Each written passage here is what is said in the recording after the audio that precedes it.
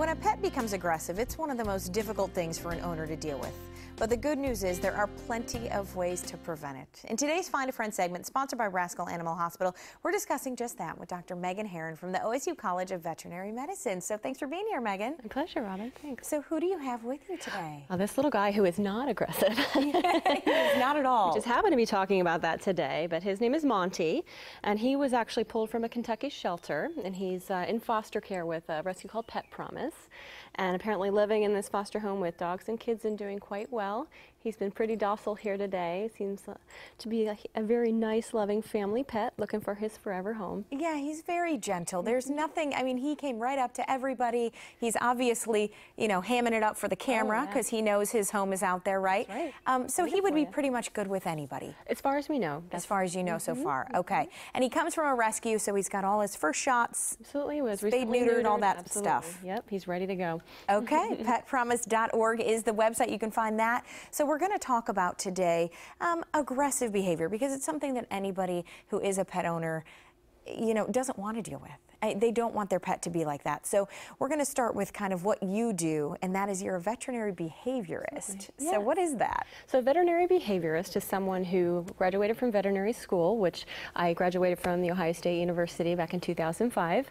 And then there's training beyond that to specialize in the field of behavioral medicine. So typically there's a year of internship and then a 3-year residency, and then there's a board certifying body. So we take a big, long test and become a board certified veterinary behaviorist. So they're actually veterinarians who've done additional training to do a specialty in behavior. And what is the most common problem that you see at your practice at OSU Veterinary Medical Center? I will say that aggression in dogs is by far the most common problem people come to me with their pets. And it can be a devastating problem. I mean, it can be a dangerous problem. It can be devastating whether it's human-related, whether it's two dogs that are showing to aggression to each other. It can really be difficult and sometimes risky for the family members that are living in that home. And I imagine that there are many factors that can influence that behavior, right? Sure, yeah. You know, no one has a complete understanding of canine aggression. We know that there's certainly going to be genetic as well as early environmental influence on adult behavior. And that's going to include the prenatal environment. It's going to include those early weeks of life. So about 3 to 12 weeks of age is actually the most influential time in a dog's life. And so if they aren't well socialized to different people or dogs or environments, they might be afraid of it later. And to be honest, most of the aggression that I see in dogs is based in some sort of fear or a lack of understanding of what's being presented to them. And as a pet owner, I guess, how can somebody know that their dog is going to be, you know, having that behavior? Is there a way to kind of, I guess, see any warning signs?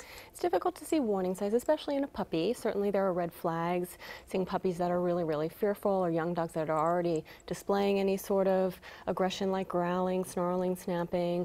They definitely want to seek help right away. Certainly there are shelters that are going to perform temperament tests, but that's not always a guarantee. So the best feeling if you're going to adopt an animal is to go have everyone in your family meet the dog, watch the interactions with the dog to make sure the dog looks comfortable and happy and what I call wiggly when he greets everybody in that family, and that's usually your best bet forward.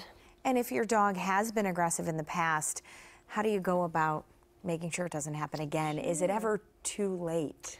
Well, aggression, depending on the severity, can be a serious issue, and there are times where we can't cure it, but there's a lot we can do to manage it, to prevent the risk, and to try to reduce the chances of aggression coming up again.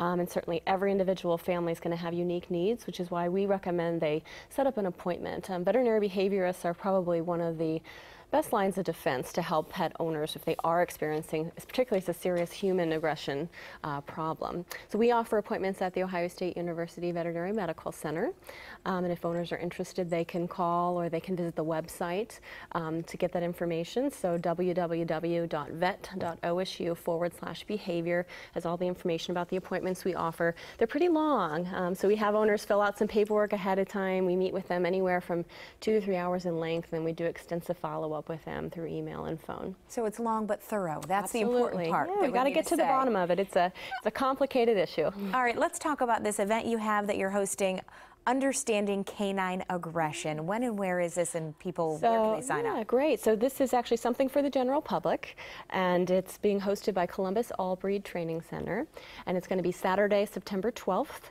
from 9 a.m. to 12. Registration for the rate of $30. Seating is limited though, so if somebody's interested, they definitely want to start signing up soon. So ColumbusAllbreed.com, they can find the registration information and get signed up. But it's going to be about a 3-hour seminar.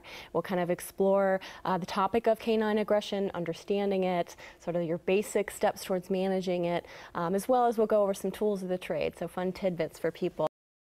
Not only aggressive behaviors, but other behavioral concerns with their dogs. Okay, Michelle, thank you so much, or Megan, I should say, for being with us. And we can also remind you that you can find Monty at petpromise.org if you want to adopt him. So thank you for being here. My pleasure. Thank you.